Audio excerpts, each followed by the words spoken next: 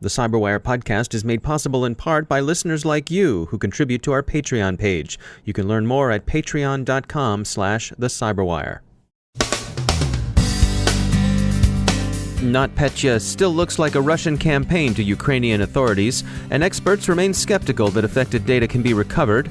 Companies warn that NotPetya may have material effect on earnings. WikiLeaks dumps Gyrfalcon and BothanSpy documents from Vault 7.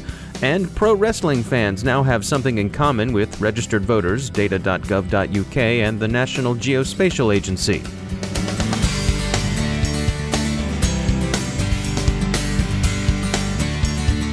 Time to take a moment to tell you about our sponsor, Recorded Future, the real-time threat intelligence company. Recorded Future's patented technology continuously analyzes the entire web to give cybersecurity analysts unmatched insight into emerging threats. We read their dailies here at the Cyberwire, and you can too. Sign up for Recorded Future's Cyber Daily email to get the top trending technical indicators crossing the web. Cyber news, targeted industries, threat actors, exploited vulnerabilities, malware, suspicious IP addresses, and more. Subscribe today and stay ahead of the cyber attacks. They watch the web so you have time to think and make the best decisions possible for your enterprise's security. Go to recordedfuture.com/intel to subscribe for free threat intelligence updates from Recorded Future. It's timely, it's solid, and it's on the money. That's recordedfuture.com/intel. And we thank Recorded Future for sponsoring our show.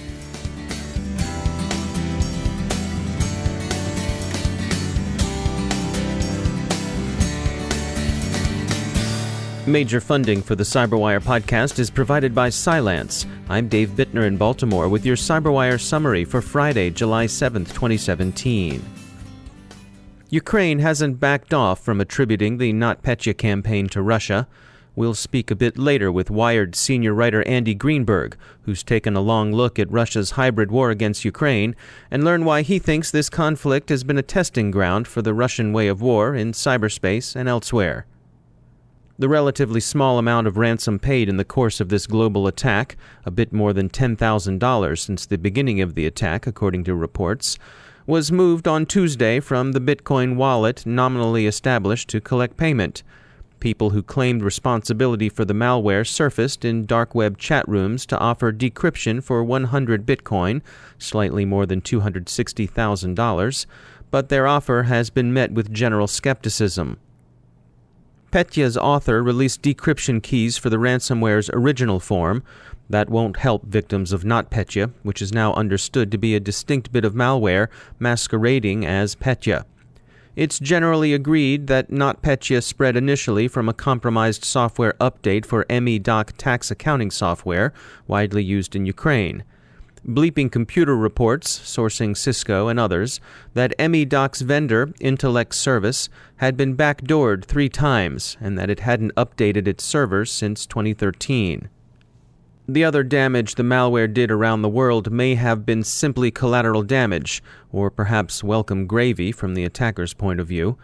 Recovery proceeds, and affected companies are still seeking to get a handle on the extent of their financial hit. In some cases, losses may prove material, that is, investors take note. This may involve a hit to revenue and share price. The companies who sustained NotPetya infections found their IT far more affected than their OT. That, of course, could change with subsequent evolution of such threats. Maersk, the shipping industry leader that was particularly troubled by NotPetya, is not among those companies who found deficiencies in their security practices. Robert Van Troygen, Maersk's Asia-Pacific chief executive, said in a call to reporters on Friday, quote, "There was nothing in terms of patches that we missed. There was no cybersecurity measures that we didn't take. So we were already in quite a strong position," end quote. Van Troygen also said that Maersk did not believe it was specifically targeted, so in the company's view, the incident was the adventitious result of global infestation. Maersk says it's too soon to quantify the malware's effect on quarterly revenue. The company said the disruptions it experienced had little effect on the physical handling of cargo.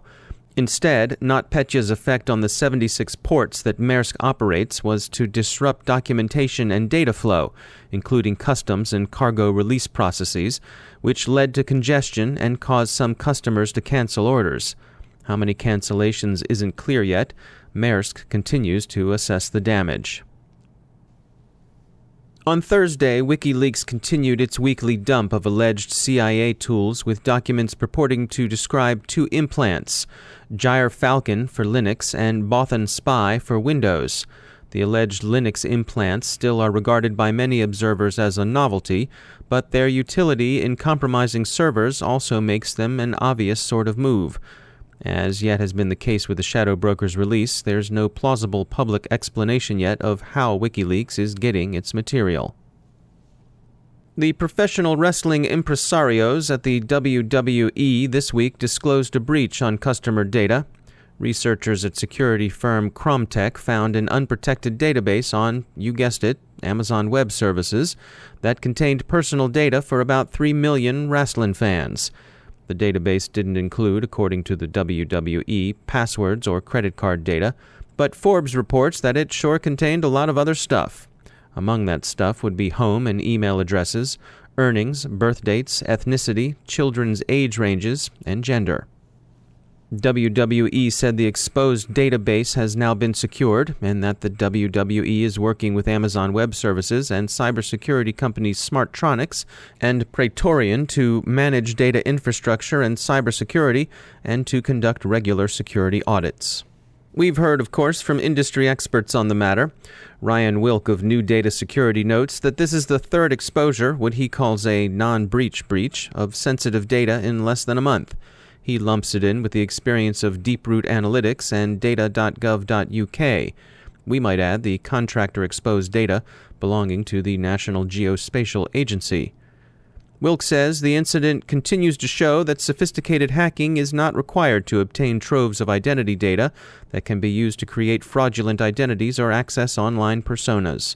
We have hit a turning point where financial and identity cybercrime has become something that a person with the most basic computer skills can dabble in." End quote. The kind of data collected in this incident are, of course, the sorts of things marketers want to know, but they need to take better care of it. Another way of summarizing the issue is this, courtesy of our wrestling desk. Brother, if you failed to secure your data on S3, whether you think you're a face or a heel, exposing your data on AWS makes you what the late classy Freddie Blassie would have called a pencil neck geek. So, don't be one.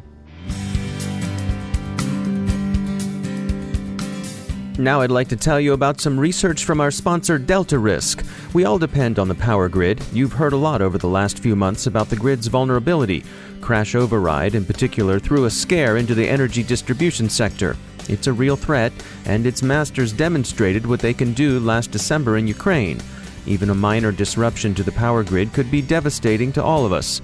Download Delta Risk's new white paper, Cybersecurity and the Grid, the Definitive Guide, for insight into how the North American power grid works, an overview of current regulations, and a look at potential cyber threats. You'll find the guide at deltarisk.com/grid-whitepaper. Delta Risk LLC, a Chertoff Group company, is a global provider of strategic advice, cybersecurity, and risk management services to commercial and government clients. Learn more about Delta Risk by visiting deltarisk.com, and while you're there, get that guide to cybersecurity for the grid. It's deltarisk.com/grid-whitepaper. And we thank Delta Risk for sponsoring our show.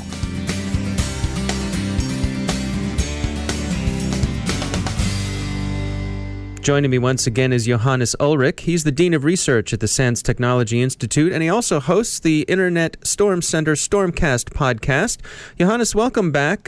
We wanted to touch base today about NoSQL database security. What do we need to know about that? Well, NoSQL databases is a new generation of databases that distinguish themselves by being cheaper, simpler, and most of all, faster than traditional databases. They don't have a lot of these features that the traditional databases pride themselves off, like consistency or being able to relate large data sets. Instead, they're very simple and fast lookup databases that makes them very popular, for example, for web applications. Now, from a security point of view, the problem is that when they started removing features from these databases, they also removed a lot of the security features that you're accustomed to from databases. For example, some of these databases may not have the authentication or encryption options that you're used to from these more traditional and larger databases, and that led to some large breaches recently. For example, CloudPets, a company that does offer little stuffed animals that your kids can talk to. Now, in that case, the database that hosted all the voice snippets from these kids talking to these pets was exposed and was available for everybody to download. So what are some of the options for securing a NoSQL database? The problem with NoSQL databases is that there are so many of them. There are literally dozens of different databases. You certainly should not allow any network access to these databases aside from very restricted internal systems. The tricky part here is that, of course, often these databases are hosted in the cloud, and that may put some requirements forth where you do need to connect to the database across the network. So you have to be really careful how you configure this, and then educate yourself. Before you implement a database like this, make sure you read the actual manufacturers, the vendors' security guidelines, and implement whatever security features there are, even if they may be a little bit less than what you're used to.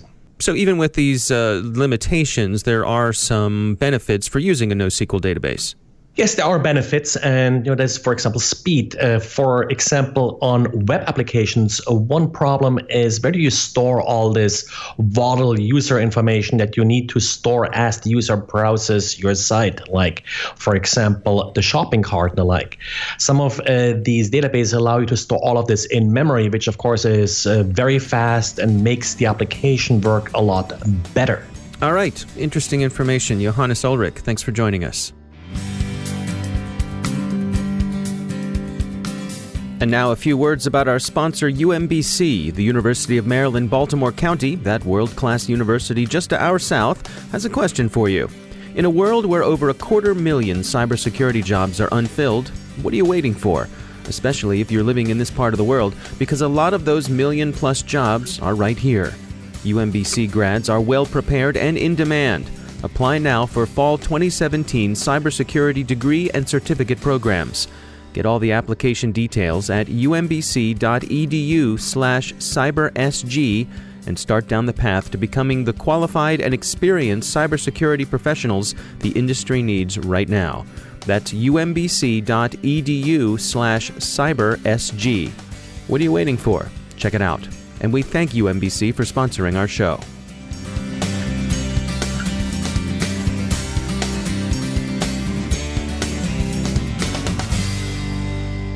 My guest today is Andy Greenberg. He's a senior writer at Wired, and his cover story, Lights Out, appears in the July issue on newsstands and available online now. The story describes the recent cyber attacks against Ukraine, specifically the attacks against their electrical grid, and the implications those attacks could have on critical infrastructure around the world. Andy Greenberg joined us from New York, and I began our talk by asking about his trip to Ukraine. I write a lot about theoretical cybersecurity research, also real attacks, but usually from a sort of analyst's perspective. And so I went in part just to try to tell this from the victim's perspective. I wanted to find Ukrainians who could tell me about the experience of cyber war, like what it felt like to have the power turned out in your home, or to be in an institution like a electric utility or government agency when it came under this sort of long series of cyber attacks. And it turned out that I was very lucky to find that one of the main Ukrainian researchers who's been following this whole sort of epic hacking spree had the power turned out in his home. So that tied things together really nicely. And Alexei Yasinski at this company, ISSP, became one of the main characters in the story. I'm curious, from your perspective, how much do you think this is the Russians sort of trying to get inside the heads of the people in Ukraine, and how much of this is a message to the rest of the world? I think it's really tough to say which it is of those two things. I think it's both. They are trying to wage a hybrid war on Ukraine. I mean, the war in the east of Ukraine is certainly not signaling to the rest of the world. That's a real war that Russia is waging to weaken, I think, what it sees as a potential threat to its sphere of influence. It doesn't want to have a kind of Western-style, NATO-friendly democracy right on its border. So it's trying to weaken Ukraine with those kinds of kinetic attacks. But then I think that the hacking is part of that too, and it wants Ukraine to look like a failed state. And I heard that from Ukrainian officials that I spoke to. That's how they see a lot of this. It was really only Alexei Yasinski among all the Ukrainians who focused the most on the idea that this was actually just training, that Russian hackers were using Ukraine as a training ground, which I think is probably the bigger picture. If you look at some of these attacks, like the use of this crash override malware to take down a fifth of the electric capacity of Kiev for just 1 hour, you have to imagine that they wouldn't have put so much time, so many man hours and resources into building this really impressive piece of code just to take down the power for 1 hour. That seemed like a test run of something they're going to want to use again. It does seem like part of what Russia must be doing is trying to rattle a saber as well and show the West what it's capable of. I think, in fact, that there are probably three things that Russia is trying to do, which is to weaken Ukraine, to test its capabilities and hone them, and then probably to show the United States or anybody else who has these same kind of capabilities that it can do the same and that it wants that to serve as a sort of digital deterrence, if that's possible. Do you think Ukraine is simply outgunned? And what is the sense of the defensive capabilities of, say, the United States versus what Ukraine is capable of? It definitely seems like Ukraine is outgunned. I didn't hear much about Ukraine firing back in any kind of concrete way, or even being able to defend themselves. It seems like they're just constantly remediating the last attack. And of course, as soon as my piece came out, there was this whole Petya and NotPetya ransomware that just completely flipped the country upside down again. It does seem like Russian hackers, if these are in fact Russian hackers, and every piece of evidence suggests that they are just running circles around the Ukrainian defenders. Yeah, in the article, you mention how it seems as though perhaps they're testing not only the Ukrainians but the rest of the world to see how far they can go before there's pushback and what kind of pushback there will be. Well, definitely. I mean, I think you can kind of see that when now that we know that it was supposedly a grassroots hacker group called Cyber that in 2014 hacked the Central Election Commission in Ukraine and tried to spoof the election results, and they almost got away with it. So they did that in 2014. Then they eventually, in 2016, tried to hack the organizations involved in the U.S. election. You can kind of see that because they weren't censured in any way after that 2014 Ukraine election attack, they sort of escalated it and tried it on the West. And that's a sign that maybe they're doing the same thing now, that they're trying something out in Ukraine to see what the diplomatic response of the world is going to be before they risk it somewhere where there may be retaliation. Or, if they do the kind of power grid attack that they did in Ukraine on the United States, there would certainly be retaliation. But, they, I think, did learn something by the fact that they were able to do that twice in Ukraine with no diplomatic repercussions. They're facing sanctions for their invasion of Crimea and eastern Ukraine. There's been no hacking-specific sanctions at all. It does seem like they're testing what they can get away with, and they're getting away with a lot. What are the take-homes for you? In the process of writing this article, what are the things that surprised you? What are the things that, looking forward, you think need to be addressed? I approached this story to begin with as a sort of foreign case study. What can Russian hackers do when they show no restraint is what I thought the Ukraine piece was going to be about. When I started to see that there were signs that this group first had planted black energy on American utilities in 2014, and that they were, the theory was that they were testing this stuff to try it against the West in the future, the scope of it did expand. I was ready for this to be a story about Ukraine, and it very quickly became one, I think, about Russia and the world. But then the big surprise, of course, is that the week after we published this piece, the whole NotPetya ransomware outbreak happened. I mean, I wrote in the story that there's a sort of cycle to these things, that in the first half of the year, this hacker group plants its seeds and then they sort of bring them to fruition with big attacks at the end of the year. And then it happens definitely in 2015 and in 2016. And ISSP, the Ukrainian firm, was telling me that they expected that in 2017 as well. Some of the Ukrainians I've spoken to think that this is because of our story, although I don't know if that's true. These hackers, if they are the same group and the Ukrainian government now says they sort of expedited the whole process and blew up their targets in the middle of the year. Even did this to Ukrenergo and Kiev-Energo, these two power utilities, which seems to be kind of burning their access to cause immediate damage.